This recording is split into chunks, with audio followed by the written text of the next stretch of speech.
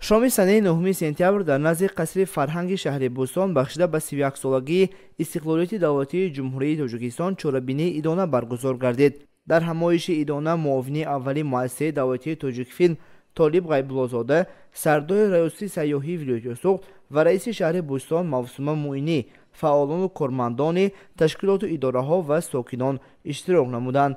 طالب غیب‌الله‌زاده از نام حکومت جمهوری تاجیکستان نامه تبریکاتی اساسگذار صلح و وحدت ملی پیشوای ملت پرزیدنت جمهوری تاجیکستان محترم امالی رحمان را بخشیده به جشن بزرگ ملت 31 سالگی استقلالیت دولتی جمهوری تاجیکستان به ساکنین شهر بوستان رسانید. رئیس شهر بوستان موسومه معینی نیز مردم سربلند شهر بوستان را که چون دیگر ساکنان سعادتمند و شرفمند کشور جشن بزرگ ملی 31مین سالگرد استقلالیت دولتی جمهوری تاجیکستان را در فضای صلح و ثبات کامل با روحی بالیده و ایدانه تجلیل می‌نمایند تبریک گفته به صحتمندی کامل، سعادتمندی و پیروزی و بر روح عملی نمودن آرمان‌های ملی وطندوستی وطنداری کامیابی و سربلندی‌ها تمنا کرد. تاکید کرد که استقلالیت دولتی این نعمت بزرگ و جشن اساسی دولت و دولتداری است که بعد هزار سالها در انتهای عصر 20 برای مردم سعادتمند و صاحب فرهنگ تاجیک میسر گردیده برای کشور ما زمینه رشد و پیشرفت و معرفی در عرصه جهانی را باز نمود. کل مردم شریف تاجیکستان را به 31مین سالگرد استقلالیت دولتی جمهوری تاجیکستان صمیمانه مبارکباد میگویم. مردم شریف تاجیکستان زیر راهبری اساسگذار صلح و وحدت ملی پیشوای ملت پرزیدنت جمهوری تاجیکستان جناب عالی محترم امالی رحمان به دستاوردهای خیلی نظررس نائل گردیدند. خاصتا در سمت پیش بردن اقتصادیات، بلند برداشتن فرهنگ، معرفت مردم، عموما همه ساحه‌های مختلف کشور رشد یافت و تاجیکستان به یکی از کشورهای رو به ترقی مبدل گردیده، زندگی شایسته مردم فراهم گردیده ایستاده است.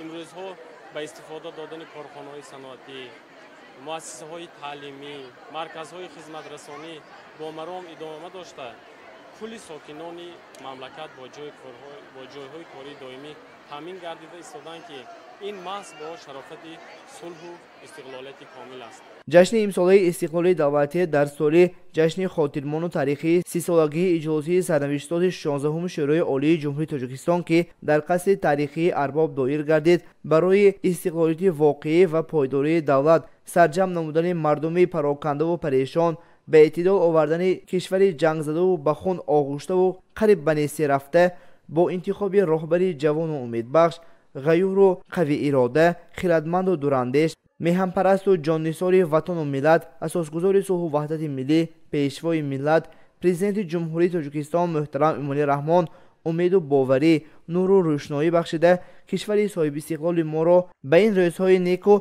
با سعادت رسانید. راست آمد استقلالیت نعمت بی‌بهای تاریخ، مایه افتخار همگان، سرچشمه نیروبخش و صلح و آرامی، ثبات سیاسی و وحدت ملی را درک نموده جهت تحکیم و تقویت بخشیدن نظام دولتداری دموکراتی و حقوق بنیاد دنیوی سهم وطن دوستانه باید گذاریم.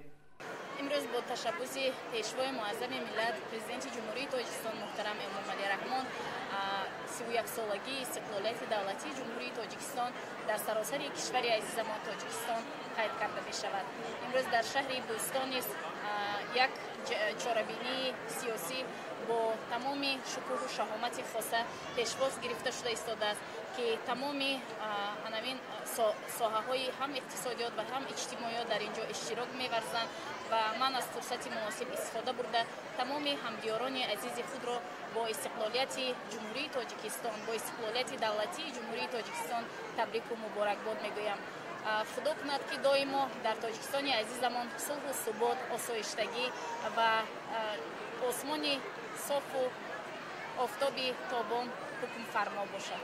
در سالهای صاحب استقلال در جمهوری تاجیکستان کارهای عظیم و ماندگار به انجام رسانیده شده. مملکت از بنبست کمونیکاسیونی برآمد و همزمان به استقلال انرژتیکی رسید. در نتیجه تلاش‌های سروری دولت امروز تاجیکستان را در عرصه عالم میشناسند و مملکت ما به 180 کشور جهان رابطه‌های دیپلماتی دارد. در قسمت دوم چهاربینی به یک قطار کارمندان پیشرفت شهر بوستان عنوان و افتخارنامه‌ها سپاریدند. از جمله معاون تئاتر دولتی لختک شهر بوستان با مدال خدمت شایسته قدرشناسی گردید.